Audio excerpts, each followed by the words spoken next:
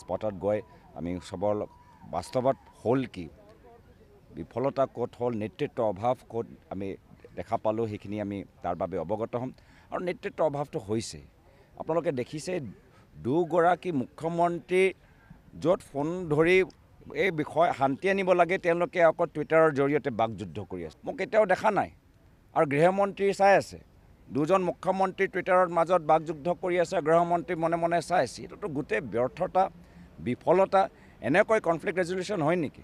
মইতো কেতিয়াও দেখা নাই কি অসম, নাগালেণ্ড বা অসম, মিজোৰাম আৰক্ষীৰ মাজত গুলীচালনা চলি আছে আৰু মুখ্যমন্ত্ৰী টুইটাৰত আছে। এইখন চৰকাৰ টুইটাৰৰ জৰিয়তে আমাৰ সীমাৰ সমস্যা সমাধান কৰিব নোৱাৰিব।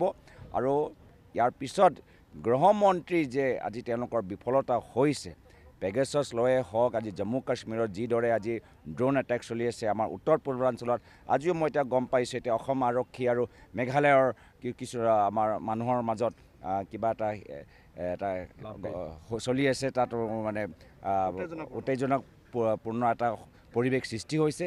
তো গোটেই যে গৃহ বিভাগটো কাৰ দায়িত্বত আছে? গৃহ বিভাগটো আমাৰ মুখ্যমন্ত্ৰীৰ দায়িত্বত আছে। তেওঁ ড্ৰাগছ জৰিয়তে ভাল কাম কৰিছে, ড্ৰাগছৰ জৰিয়তে তেওঁ বুলডোজাৰ চলাইছে, ভাল পাইছোঁ। কিন্তু এই এটা গুৰুত্বপূৰ্ণ সময়তে তেওঁতো টুইটাৰত আছিলে। এইটো সঁচাকৈ মানে মই ধিক্কাৰ দিছোঁ, গৰিহণা দিছোঁ। ইমান মই ব্যৰ্থ নেতৃত্ব এনেকুৱা এটা পৰিস্থিতিত মই কেতিয়াও দেখা পোৱা নাই। আপোনালোকে ভাবি চাওক কি যদি ইণ্ডিয়া আৰু পাকিস্তানৰ সীমাৰ ওপৰত আমাৰ দুজন আমাৰ সৈনিকৰ মাজত যদি যুদ্ধ হয়, কি আমাৰ প্ৰধানমন্ত্ৰী কি টুইটাৰত থাকিব নেকি? তো টুইটাৰৰ জৰিয়তে আজি মই প্ৰথমবাৰ এনেকুৱা দেখিছোঁ। ৰাহুল গান্ধীও এই কথাটো গুৰুত্ব সহকাৰে লৈছে আৰু কাইলৈ আমি এটা প্ৰশ্ন আছে। অসম আৰু মিজোৰামৰ এখন আলোচনাও হৈছিল, কিন্তু 9 জুলাইত ইয়াত দিল্লীত এখন বৈঠক হৈ গৈছে, য'ত কেন্দ্ৰীয় গৃহ সচিবগৰাকীয়ে নিজে দুয়োখন ষ্টেটৰ মাজত চিফ ছেক্ৰেটাৰীৰ উপস্থিতিত মিটিং লৈছে।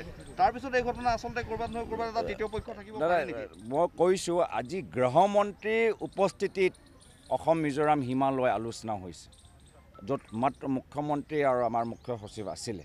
তেতিয়া তাৰ পিছতো যদি এদিনৰ পিছত যদি তেনেকুৱা যদি এনেকুৱা এটা ঘটনা হৈছেহি, তেতিয়া নিশ্চয় এটা ইনকুৱাৰী হ'ব লাগে। এটা ইনকুৱাৰী হ'ব লাগে কি চিফ মিনিষ্টাৰ গুৰুত্ব সহকাৰে কিয় লোৱা নাই? টুইটাৰৰ ওপৰত কিবা এটা সমাধান হয়, তেওঁলোকে নিজে যে গুৰুত্ব সহকাৰে লোৱা নাই, তাৰ এটা আমি বিচাৰোঁ। আজি মৃতকৰ স্বাৰ্থত, আমাৰ অসম মিজোৰামৰ সীমান্তত আমাৰ বহি থকা মানুহৰ স্বাৰ্থত, আৰক্ষীসকলৰ স্বাৰ্থত এটা ইণ্ডিপেণ্ডেণ্ট ইম্পাৰ্চিয়েল ইনকুৱাৰী হ'ব। মিজোৰাম কংগ্ৰেছৰ সৈতে আপোনালোকে কথা পাতিব? আমি নিশ্চয় পাতিম। আমি সকলোৱে বিচাৰোঁ কি আমি ভাৰতৰ নাগৰিক, আমাৰ মাজত যুদ্ধ হ'ব নালাগে। কিবা এটা সংঘাত হ'লেও আমি আলোচনাৰ মাধ্যমেৰে, সংবিধানে যি আমাক সুবিধা দিয়ে তাৰ মাধ্যমেৰে আমি এটা বিকল্প ল'ম। আমিতো ভাৰতৰ নাগৰিক, আমাৰ নিজৰ মাজত আমি কাৰ্য হ'বলৈ নিবিচাৰোঁ।